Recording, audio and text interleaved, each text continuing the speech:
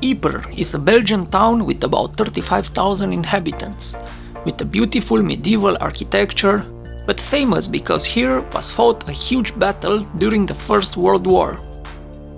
Almost 1 million soldiers lost their lives fighting for this town between October 1914 and October 1918. Indeed, for most of the war, the front line was near the city of Ypres, and the city suffered great damage. Fortunately, after the war, it has been rebuilt according to the original plans, and today we can admire its beautiful medieval architecture.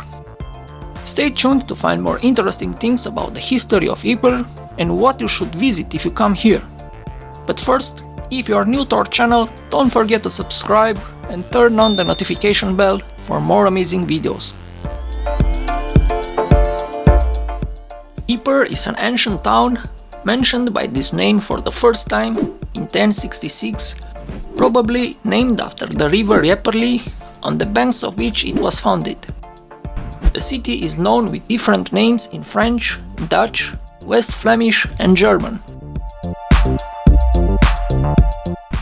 The city was besieged by the English forces during the Norwich Crusade in 1383 and was conquered by the forces of Louis XIV of France in 1678. In 1713, the city became part of the Austrian Netherlands and was captured by the French forces in June 1794 during the War of the First Coalition.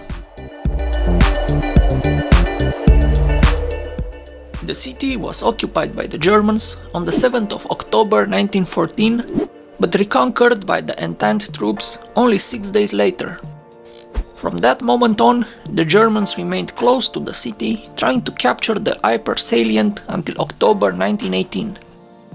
In April 1915, the Germans used poison gas for the first time during the Second Battle of Ypres. After the war, the town was extensively rebuilt using money paid by Germany in reparations, with the main square and its historical buildings being rebuilt as close to the original designs as possible. Your tour in Ypres should start in the market square, home to many spectacular looking buildings that should be seen in daylight and after sunset for spectacular effect. The square is also home to great restaurants, pubs and other things to do, including Christmas markets during the festive months.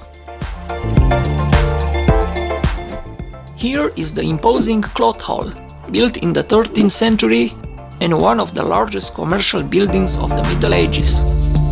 From the tower, which is a UNESCO site, there is a superb view over the plain of Flanders. During the medieval period, cats, then the symbol of the devil and witchcraft, were thrown off cloth hall, possibly because of the belief that this would get rid of evil demons.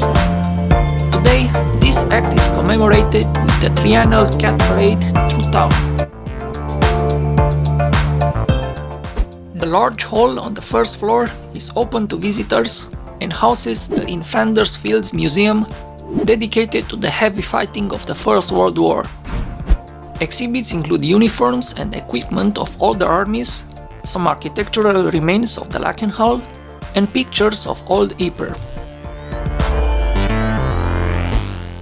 Behind the cloth hall to the north stands Sint-Maartenskathedraal.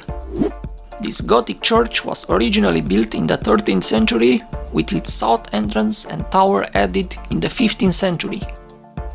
Having been completely destroyed during the war, the church was totally rebuilt in 1922.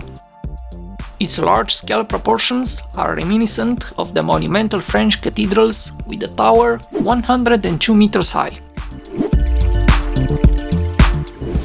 North of the cathedral is the St. George's Memorial Church, built in 1927 to commemorate the British and Commonwealth soldiers who died in the 5 battles fought for Ypres during First World War. Another landmark relating back to the First World War, the Menin Gate, is a memorial to the almost 55,000 soldiers who went missing in action during the First World War. The structure itself is a colossal stone archway that crosses the city moat at the eastern exit of the city. It was built on the site of the medieval town gate with which the British soldiers marched to the front. There are numerous sites to visit in the Ypres salient where remains of the fighting can be seen. These include trenches, mine craters, and concrete bunkers.